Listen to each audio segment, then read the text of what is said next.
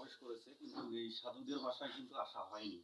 সেক্ষেত্রে আমরা দেখতেছি যে আপনি পঞ্চগড়ে যে আপনার যে গণসমাবেশ, তার আগেই আপনি এই সাধু শহীদদের বাসায় এসেছেন। এই বিষয় নিয়ে একটু আপনার মতামত। আপনাদেরকে ধন্যবাদ জানাচ্ছি এবং আল্লাহর কাছে শুকরিয়া আদায় করছি যে আমরা বিশেষ করে প্রথমবারের মতো আমি পঞ্চগড় আসতে পেরেছি। জি। এবং আজকের এই যে একটা পরিবর্তিত বাংলাদেশ, যে বাংলাদেশে দাঁড়িয়ে আমরা নতুন করে বাংলাদেশকে গড়ে তোলার কথা বলছি, ইনসাফ এবং সাম্যের বাংলাদেশ গড়ে তোলার কথা বলছি, যে যেখানে কোনো মানুষ বৈষম্যের শিকার হবে না, নাগরিকরা তাদের অধিকার এবং মর্যাদা নিয়ে বাস করবে। এই পরিবর্তিত বাংলাদেশ আজকে যারা আমাদেরকে দিয়েছে, যারা ত্যাগ স্বীকার করেছে, লড়াই সংগ্রাম করেছে, এই পঞ্চগড়ের সন্তান সাজু তার মধ্যে একজন, যে তার নিজের জীবনটাই উৎসর্গ করে দিয়েছেন। এবং সাজু আমাদের শ্রমিক সংগঠন শ্রমিক অধিকার পরিষদের সাথে সম্পৃক্ত ছিলেন। তিনি গার্মেন্টসের চাকরি করেছেন। শ্রীপুরে আপনারা জানেন যে তিনি গুলিবিদ্ধ হয়ে এবং হসপিটালে চিকিৎসাধীন অবস্থায় মারা গিয়েছেন। এরকম আরো প্রায় আমাদের দলেরই 13 জন নেতাকর্মী মারা গিয়েছে। সারা বাংলাদেশে প্রায় আরো অন্যান্য দল মত মিলিয়ে 2000 মানুষ মারা গিয়েছে।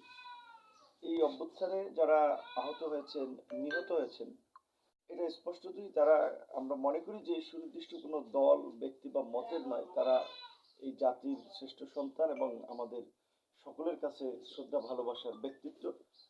যারা চলে গেছে তাদের জন্য তো দোয়া করা ছাড়া আমাদের এই মুহূর্তে খুব বেশি কিছু করার নাই। পাশাপাশি তাদের পরিবারগুলো, তাদের পাশে থাকাটা আমাদের একটা নৈতিক দায়িত্ব এবং কর্তব্য।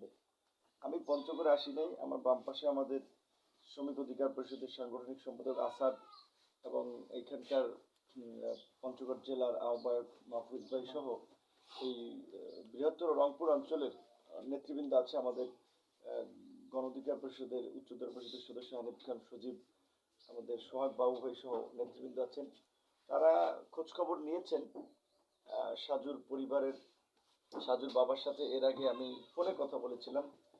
আমার কাছে মনে হয়েছে আসলে আজকে পঞ্চগ্রামে আসতে পেরেছি, ফ্যাসিবাদ মুক্ত বাংলাদেশে আজকে আমরা একটা সমাবেশ করছি।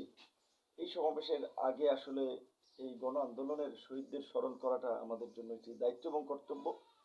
যদিও আমার আজকেই ঢাকায় ব্যাক করতে হবে, ঢাকায়ও গুরুত্বপূর্ণ আরো একটি প্রোগ্রাম রয়েছে, তার মধ্যেও এই শহীদ পরিবারে এখানে আসতে পেরেছি এবং এই পরিবারের প্রতি আমাদের যে সম্মান জানানো দরকার, সহযোগিতা করা দরকার, সেটি হয়তো আমরা ওইভাবে পারছি না, কিন্তু আমরা চেষ্টা করে যাচ্ছি। আপনারা ইতিমধ্যেই জানেন আমাদের দলের পক্ষ থেকে আমরা সরকারের প্রতি আবেদন জানিয়েছি যে এই 2000 শহীদ পরিবারকে 1 কোটি টাকা করে ক্ষতিপূরণ দিলে মাত্র 2000 কোটি টাকা যাবে। 2000 কোটি টাকা রাষ্ট্রের কাছে কিছুই না। যেটা বলছি, এরকম ব্যক্তি রয়েছে, একজন ব্যক্তিরই আপনার হাজার হাজার কোটি টাকা পাচার করে দিয়েছে। আর এখানের এই পরিবর্তন যারা আনলো, তাদেরকে এই 1 কোটি টাকা করে সহযোগিতা, এটা কিছুই না। এই নিহতদের সহযোগিতার পাশাপাশি এখনো যারা আহত আছে তারা অনেকেই চিকিৎসার যথাযথ সুযোগ সুবিধা পাচ্ছে না। সেই বিষয়গুলো নিয়ে আমরা দল এবং সরকারের যেন দৃষ্টিপাত করে সেই বিষয়ে আমরা চেষ্টা করে যাচ্ছি এবং আমাদের জায়গা থেকে এই পরিবারগুলোর প্রতি দায়বদ্ধতা আমাদের সবসময় থাকবে। আমাদের সাংগঠনিক সক্ষমতার সীমিত সামর্থ্যের মধ্যে আমরা কিছু সহযোগিতা করেছি, সরকার পক্ষ থেকে করেছে, সরকার পক্ষ থেকে আরো করবে, আমাদের জায়গা থেকেও আমরা করবো। এবং এইটুকু আমরা বলতে পারি যে গণ অধিকার পরিষদ যতদিন থাকবে বাংলাদেশে, ততদিনই এই শহীদদের প্রতি একটা ন্যূনতম দায়িত্ব কর্তব্য গণ অধিকার পরিষদের পক্ষ থেকে আমরা পালন করে যাবো ইনশাআল্লাহ। ধন্যবাদ।